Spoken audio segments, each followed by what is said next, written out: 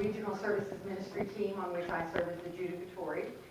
All four of us on that team: Judy Grimes, your regional rep; Martha Creek, our consultant at least for the remainder of this year; and James Parker, who is my alternate in training for what I'm doing now. And classmate of yours, okay, good. And the minister in Ann Arbor, Michigan. All of us are trained in a variety of ways, some of us a little more than others, but we're here to serve you. I'm very proud to be part of this great Great Lakes region. For over 2 decades, we have been the leaders in the unity movement in supporting churches with consultants. We were the first region to have paid youth consultants at all, and then to pay them. We were the first region to support, it's very small, I promise you, it's just a little stipend, but it pays for computer ink and paper pretty much. But just a little stipend for our regional rep and our judicatory rep. And we have long been leaders in providing services for the churches. And so I want you to know that we're here as a support to you, to the board, to the minister, to the volunteers, to your youth departments, in whatever way that we can serve you, whatever questions might come up, whatever needs you might have. It is our desire to be of service and to be available to you. So I'm delighted to be here and bring you greetings from your regional board and your consultants, and to be here with you in the midst of this holiday season. They're here, folks. So I bet there are some of you out there that just love the holidays. You just can't wait to get out those decorations and put up the tree and do all that stuff. Any of you like that? Some of you like that? Oh, I see a few. Okay, all right. Can't wait to get out those new decorations you bought after the season last year at 50 and 70% off. Yeah? I bet there are a few in here, maybe one or two, that not really sure about this holiday stuff. In fact, don't really kind of dread it and don't look forward to it. And it's that, oh, I see some heads nodding and some hands. Not all, okay. So that means that there are several of you who, okay, you want to throw a party? Yeah, hey, I'll come to your party. And you want to decorate and do stuff? That'd be great. I'll be happy to be there. I'll be there. Good for you. But you're a little indifferent about it. You're not going to get too excited. Any of you sort of in that indifferent category? A few of you? So that means there are a whole bunch of people in this room who are not going to raise your hand regardless of what I ask. Yeah. Always in unity. Remember the book we had in seminary, Spirits in Rebellion? Yes, that's what we're in that book, and all seminaries study that book usually, Spirits in Rebellion, and unity is in there. We absolutely are. So a lot of us also have this idea that, the depression is just rampant during these holidays. How many of you have ever heard that suicide is at its highest rate during these holidays? You know something? That isn't true. It is a myth perpetuated by the media. In fact, a recent study showed that 60% of all of the news stories about the holidays perpetuate this myth that the suicide rate is highest at Christmas time. And it's not. In fact, suicide rates are at their lowest during the month of December. They are highest in the spring and next highest in the fall.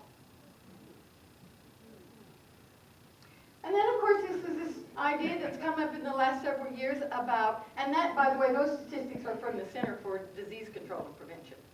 So, they kind of know what they're talking about, I think. There's this idea that's also come up recently that people who have the most choice are not as happy as people who have limited or no choice. You heard that one? Uh-huh. The more choices you have, the more likely you are to be unhappy. Well, that's not a very unity way of speaking, is it? I mean, don't we talk about choice and having choice? And you know something? It's not just unity philosophy that teaches that. It's good psychology. Because here's the truth. Adults always have choice. Anytime we feel like we don't have a choice, we have regressed into an emotional, immature state. at a younger age, probably childhood. Adults always have choice. Children have no or limited choice. An adult always has choice.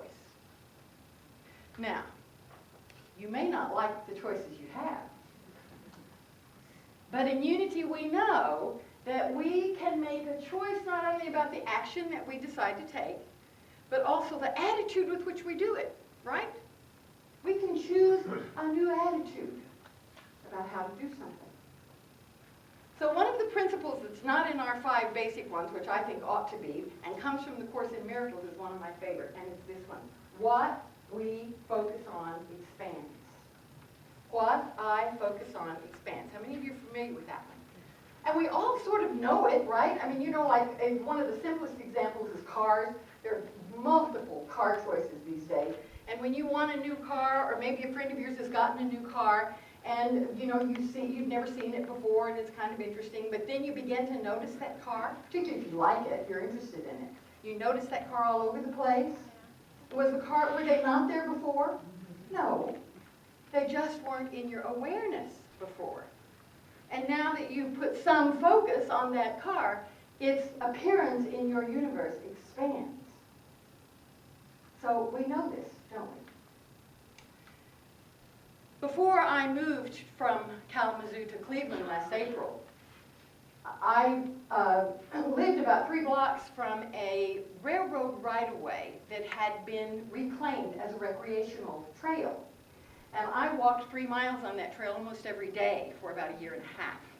And it fronted along a housing district that was a mini farm, you know, 3 acres, and it had big houses usually, and a barn, and some kinds of animals were allowed. There were a lot of horse people that lived there. So there were a lot of horse riders on that trail. So I'll tell you, any of you have dogs? Some of you have dogs. You know the difference between dog people and horse people? Horseback riders do not scoop their poop.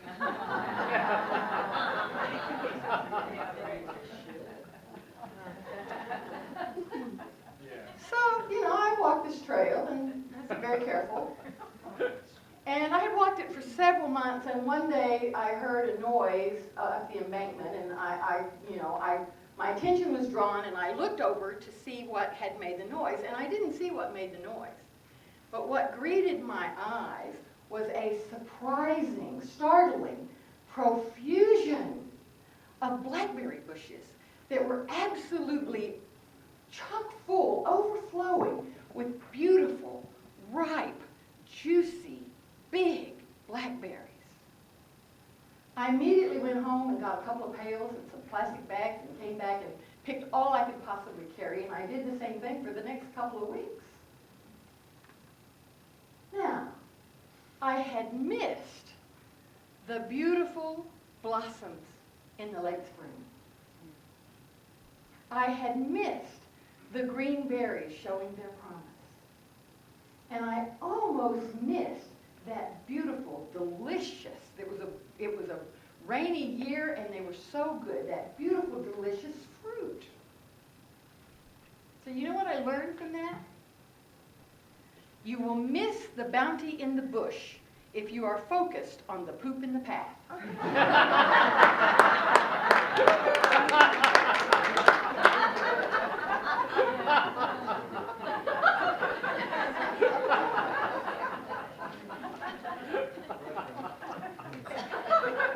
Much of my life when it came to the holidays, I was focused on the negative stories that I had from my childhood around Christmas.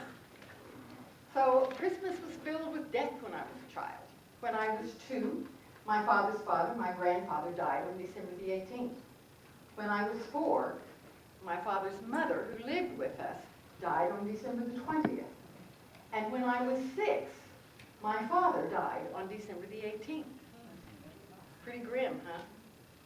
And then 2 weeks after that, my father was a minister, and we lived in a church parsonage, and so 2 weeks after his funeral, we had to move out of that house.